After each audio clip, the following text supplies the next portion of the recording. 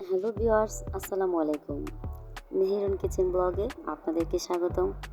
আজকে আপনাদের সাথে শেয়ার করতে এসেছি শাহি গরম মশলা দিয়ে কিভাবে খুব সুন্দর করে আমরা এই গরুর মাংসটা রান্না করতে পারি। তো চলুন দেখে নেওয়া যাক। আর আমার চ্যানেলে কিন্তু শাহি গরম মশলাটা তৈরি করা আছে, আপনারা আমার চ্যানেলটা থেকে ঘুরে আসবেন।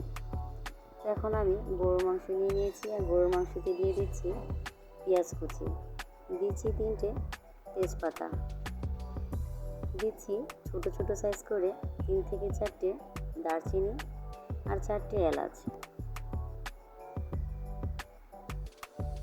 দিয়ে দিচ্ছি 1 চামচ জিরের গুঁড়া।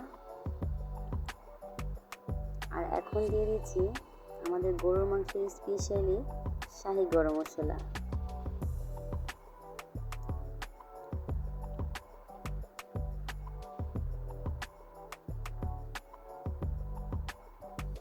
দিয়ে দিচ্ছি আদা রসুনের পেস্ট।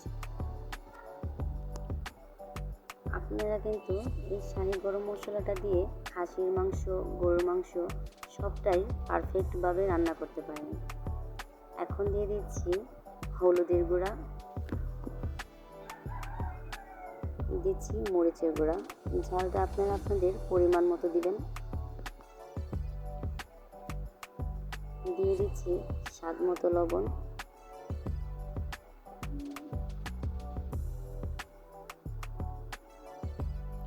দিচ্ছি রান্নার সয়াবিন তেল, এখানে চাইলে আপনারা সরিষার তেলও অ্যাড করতে পারেন। এখন মাংসের সাথে সম্পূর্ণ মশলাটা আমরা হাত দিয়ে মাখিয়ে নিচ্ছি। দেখুন ভালোভাবে আমি মেখে নিচ্ছি।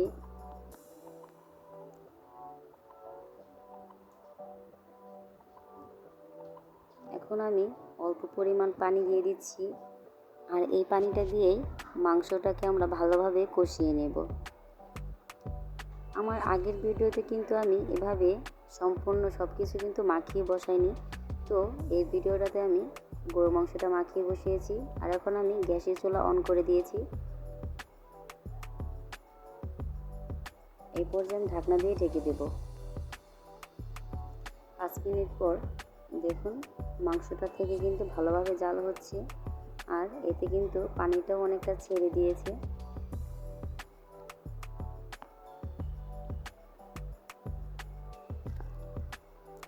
এছাড়া গরুর মাংসটা আপনারা যত ভালোভাবে কষাবেন, খাবার সময় কিন্তু ততটাই টেস্টি হবে। কিছুক্ষণ পর পর আমরা ভালোভাবে মাংসটাকে নাড়াচাড়া দিয়ে দিব।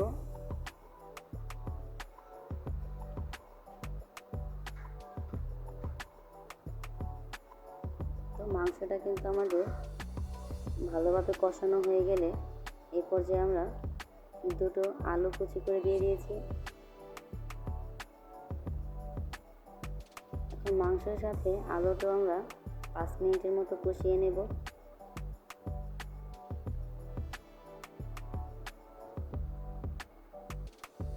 আবারও আমি ঢাকনা দিয়ে ঢেকে দিচ্ছি।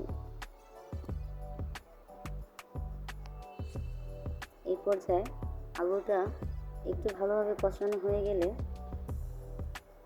এতে মাংসের ঝোলের পানিটা দিয়ে দিব, যেন এই পানিতেই মাংসটা ভালোভাবে সিদ্ধ হয়ে যায়। আর আজকের গরুর মাংসটা কিন্তু আমরা বোনা করছি না, আর অতটা ঝোলও রাখছি না, মোটামুটি রাখবো। আর অবশ্যই কিন্তু আমার আগের ভিডিওটা দেখে আসবেন যে আমি কিভাবে শাহি গরম মশলাটা তৈরি করেছিলাম। কিছুক্ষণ পর দিয়ে দিব 5 থেকে 6টা কাঁচামরিচ। কাঁচামরিচ দিলে কিন্তু তরকারির ফ্লেভারটা অনেক সুন্দর আসে।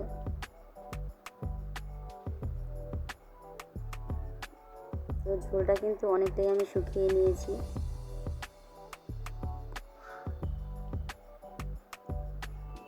শেষ পর্যায়ে আমরা জিরের গুঁড়া দিয়ে দিচ্ছি।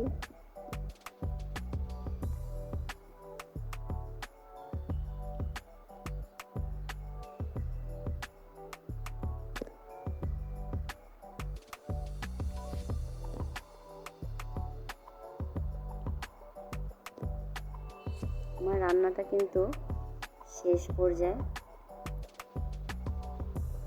আমি এখন চুলা থেকে মাংসটা নামিয়ে নিব। আর এই মাংসটা কিন্তু আমি আপনাদেরকে একটা প্যালাতে সার্ভ করে দেখাবো। আর অবশ্যই কিন্তু আমার এই ভিডিওটা আপনাদের কাছে ভালো লাগলে লাইক কমেন্ট শেয়ার করে আমার চ্যানেলের পাশে থাকার অনুরোধ রইল।